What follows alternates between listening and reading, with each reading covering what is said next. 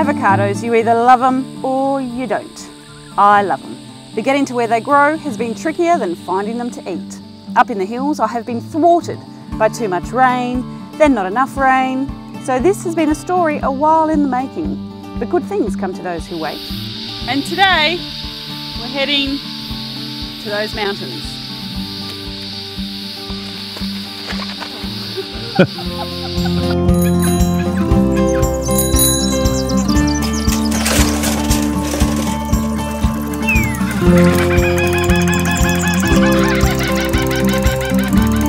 I'm Sandra Fishwick and I've been farming organically for 30 years on the Comboyne Plateau. We have two farms, one at Comboyne Innisview and one at Murrell Creek. And I farm with my two sons, Carl and Joey Hanley. It's called Red Plateau Organic Produce, and the farm at Murrell Creek is run by my youngest son, Joey. What do you love about being up here? Freedom.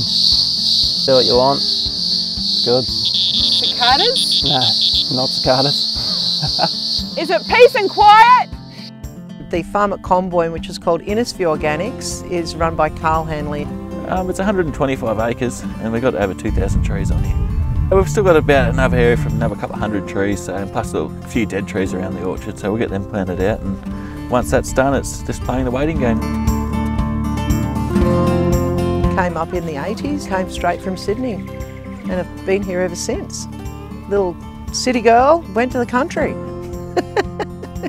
We had friends growing avocados on Comboyne and we thought that we'd try and see if we could do it on our plateau, which was quite successful in fact. Being at a young age when I started, you just had a thought, yep, I'm going to do that, and just did it. The soil's very good, so you really don't even have to have a green thumb in fact. Slightly spoilt by the red volcanic soil. Growing organically is important to me for longevity of the soil, to try and look after the country that we're actually farming. We're in it for a long term, so we want to try and keep the soil healthy.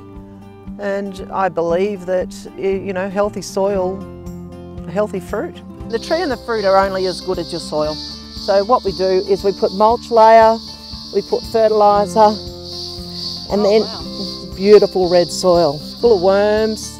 So when you look at this soil, what do you see? I see life. It's a very alive soil. It's got beautiful structure, and that is what is the actual life of the tree. These trees have only been planted for about 2.5 months. Why is it white? Why is there paint on the tree? The stalks are painted white to protect the bark from the heat so it doesn't split. Oh. God, there are so many things, areas where I just think I've gone wrong at home. Because you put so much time and effort into it, you have to actually go with a good brand tree. You can't just go planting your seeds and thinking that that's going to produce you a commercial crop, because it won't. You have like what they call an A and B flower. So you need the ones that actually go opposite, which are the pollinator trees. Oh. So in the morning when it opens as an A flower, the B pollinated tree will pollinate the A flower, and vice versa in the afternoon. Right. So, amazing. Yeah, it's pretty amazing. How many trees have you got now? We've got about 1,300 trees that we're picking from, and probably about another 300 to 400 that are immature. We're getting to the final point of what they call succession inheritance farming. In the process that we've gone through, it's now gone into the next generation, which is really great. I'm really happy about that. Thanks, Mum. For me, it's a really rewarding opportunity for them to be farming like this and to grow in their own way. It's gone down the generation from my parents, now it's down to me and my brother, and hopefully I can pass it on to my kids. And it'd be good if we can keep it in the family instead of selling it out to someone else. I started fruit picking at 5. Yeah. They used to pay me $5 a day, so. I'm calling the union. How did you get up the tree? Used to have to climb. Right. Yeah, so I was like a little monkey almost. And I used to throw the fruit down to my mum. Did you ever fall off? No, never. Right, yeah. touch wood. Yeah. How do you pick the trees now? Cherry pickers. Right, yeah, okay, I've had to go on one of those. Yeah, it makes it a lot easier. Yeah, it was fun. To infinity and beyond. you have to expand. And for the boys to be in the partnership was the first stage, and then we got to the second stage where they actually own half of the property now. It was very beneficial for us and them. Having the two properties was beneficial because geographically they're different, and it lessens the chance of both farms being hit by hail basically, so we will still have an income from more than likely from one, if not two. The latest natural disaster we had would have been the hailstorm back in January. It lasted for about 20 minutes, and every hailstone was no smaller than a golf ball, and it ripped all the leaves off the trees. As you can see, these trees now behind us have come back and they've got the leaves back on them, but back in January they completely looked like sticks. It's pretty disheartening at the time, but it was natural disaster. You just got to roll with the punches. We have noticed the difference in the climate now. The weather patterns are changing. The rainfall has changed in this area, as well as the cooler temperatures. It's not quite as cool as it used to be anymore. The fruit is ripening a week earlier every year, and it has for the last 4 years now. They're coming off the tree small because of the really hot summer that we had last year. We didn't have enough water because we were in drought, so it just affected the overall size. Yeah, it was a tough of the season. tree. But basically that is what a good avocado looks like. That's the optimum. That's the optimum. That's the main part of our crop.